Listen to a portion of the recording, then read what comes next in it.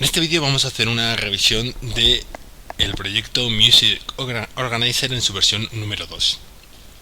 Tenemos en pantalla las clases que lo componen y la principal diferencia en esta segunda versión con respecto a la primera es que queremos ser capaces de reproducir los MP3 que tenemos guardados en nuestro organizador. El problema es que no tenemos ni idea de cómo conseguir que Java reproduzca música.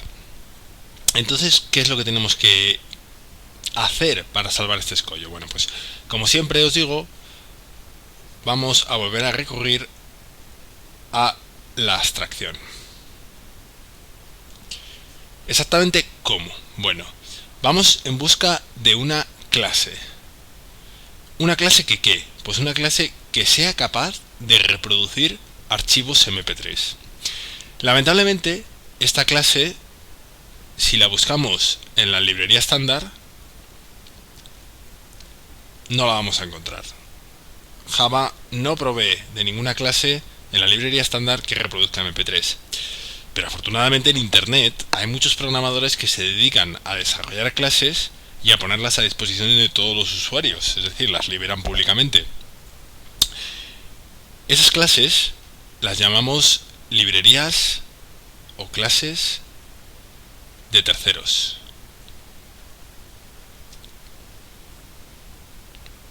En inglés, third party libraries.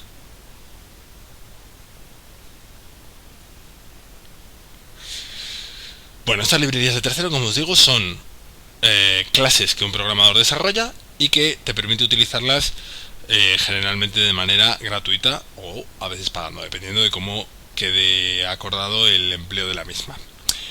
Afortunadamente hemos encontrado una clase que nos permite reproducir, una clase de terceros que nos permite reproducir MP3, y es esta de aquí, la clase Music Player.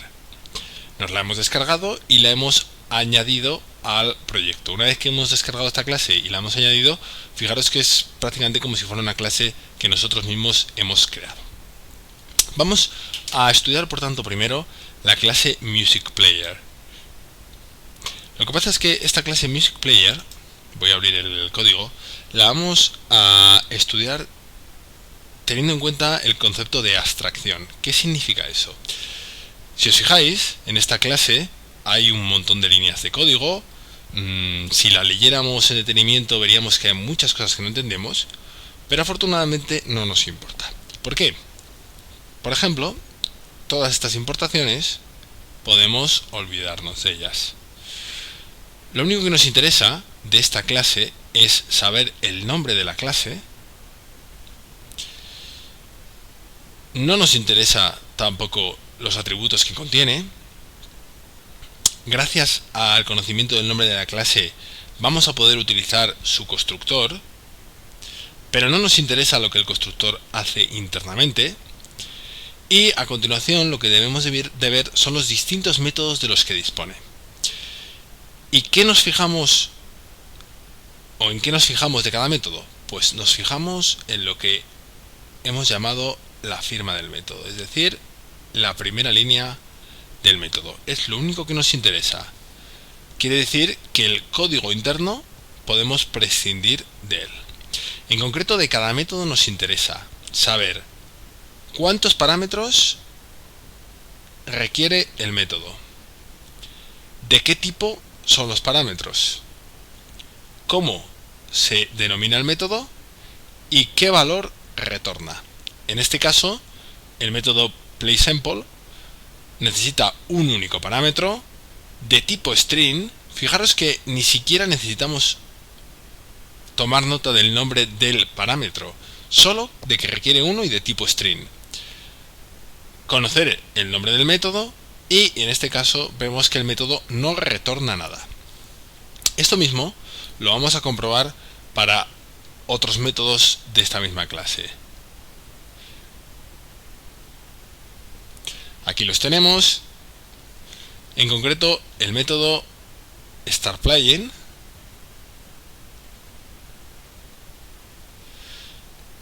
este método requiere de un único parámetro de tipo string. El nombre es startPlaying y requiere, o perdón, mejor dicho, devuelve nada. Lo dicho, el código interno no nos importa. Esto es la abstracción, fijarnos solo en ciertas cosas, no en todos los detalles.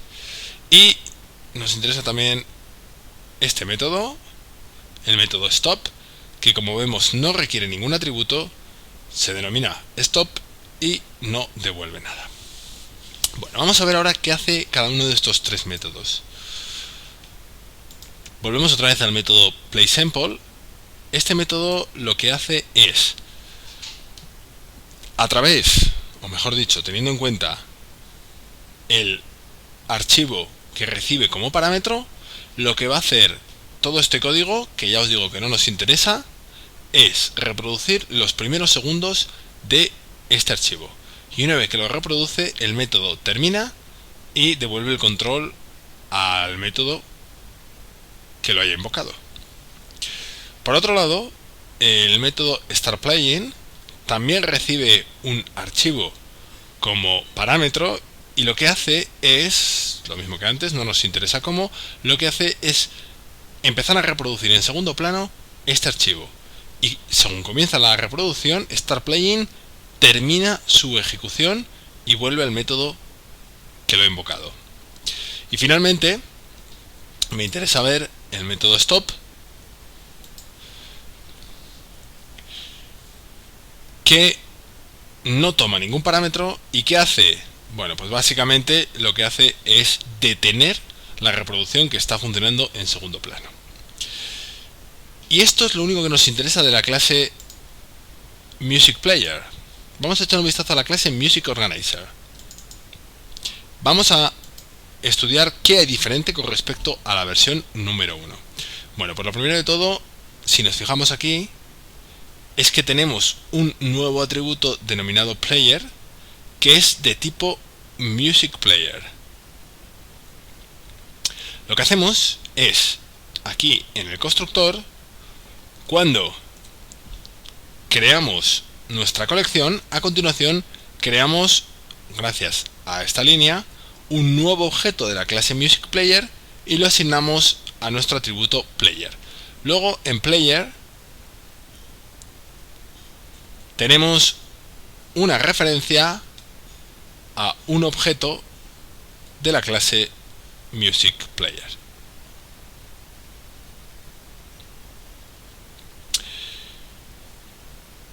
Si ahora echamos un vistazo al código, nos daremos cuenta de que las últimas modificaciones se refieren a los dos últimos métodos que se ven en pantalla. Es decir, por un lado tenemos el método startPlaying, que no estaba en la versión 1, y el método stopPlaying, que tampoco estaba en la versión número 1. Empecemos con este método. Este método recibe un parámetro de tipo entero que se refiere a la posición del archivo que queremos que suene. Gracias a este parámetro obtenemos, a través de la invocación del método get de nuestra colección que está guardada en el atributo files, el nombre del archivo a reproducir. Y ese nombre se lo pasamos al método startPlaying de nuestro atributo player, con lo cual comienza la reproducción. Y este método termina. ¿Os acordáis que yo había dicho que el método startPlaying de la clase MusicPlayer iniciaba la reproducción en segundo plano y retornaba inmediatamente? Con lo cual, cuando yo invoco startPlaying, esto se va a ejecutar muy rápido y la ejecución de este método va a terminar, pero la canción va a seguir sonando en segundo plano. Y finalmente el método stopPlaying lo que hace es, no necesita de ningún parámetro porque simplemente lo que hace es llamar al método stop de nuestro atributo player. Nuestro atributo player es un objeto de la clase MusicPlayer que tiene este método y ya habíamos visto cuando habíamos revisado la clase MusicPlayer que este método lo que hace es parar la reproducción en segundo plano. Y ya está. Como vemos, este proyecto tiene una funcionalidad mucho más amplia que la de la versión 1, es capaz de reproducir canciones y lo hemos creado con muy poco esfuerzo. ¿Por qué?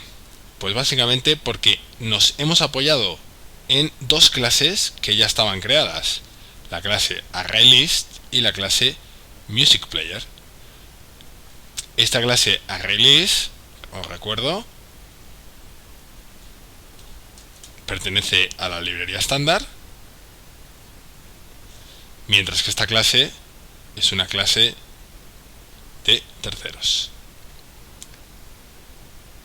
Como estas clases ya estaban creadas, lo único que hemos tenido que hacer es crear objetos de las mismas y utilizar sus métodos para obtener la funcionalidad que nosotros queríamos.